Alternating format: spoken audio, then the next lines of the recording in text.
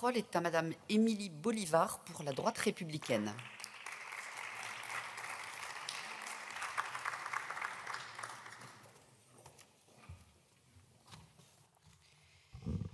Madame la Présidente, Madame la Ministre, chers collègues, permettez-moi tout d'abord d'associer ma collègue Virginie Duby-Muller qui a travaillé sur ce texte avec la délégation aux droits des femmes à mes propos.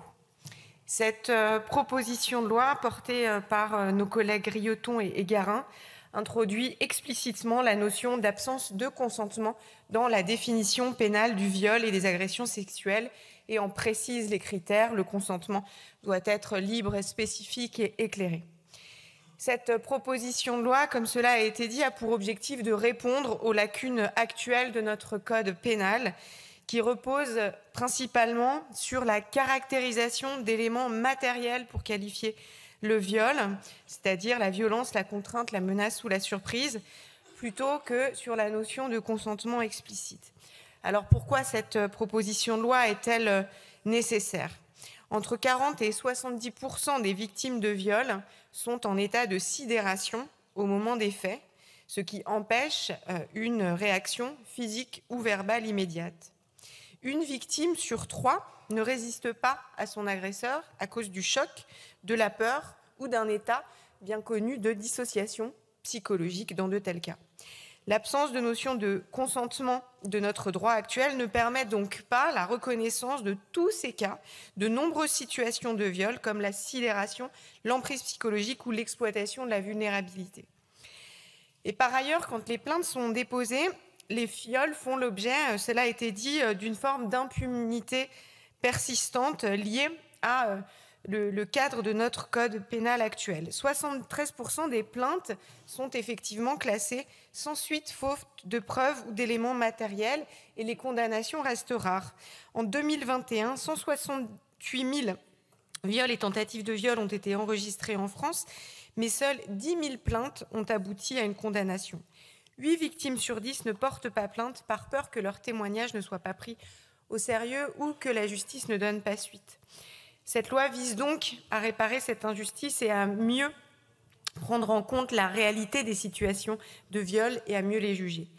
Désormais, une atteinte sexuelle sera considérée comme une agression si la victime n'a pas donné son consentement libre et éclairé, même en l'absence de violence ou de contrainte.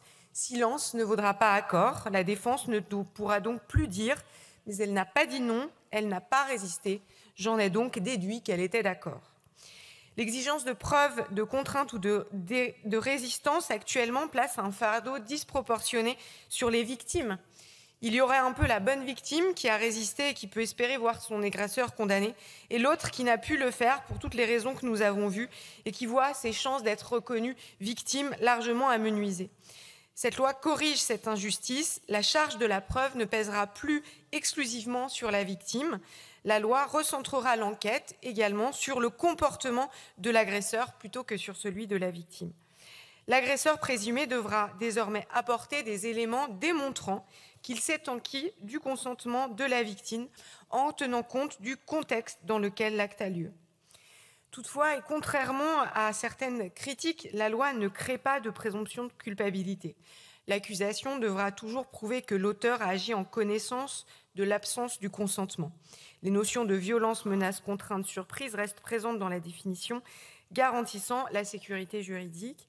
La loi évite également, comme cela a pu être caricaturé, toute formalisation excessive du consentement qui ne sera évidemment pas exigée sous forme écrite ou contractuelle. En mettant l'accent sur l'absence de consentement, cette proposition de loi contribue aussi à modifier, cela a été dit, la perception sociétale du viol et des agressions sexuelles.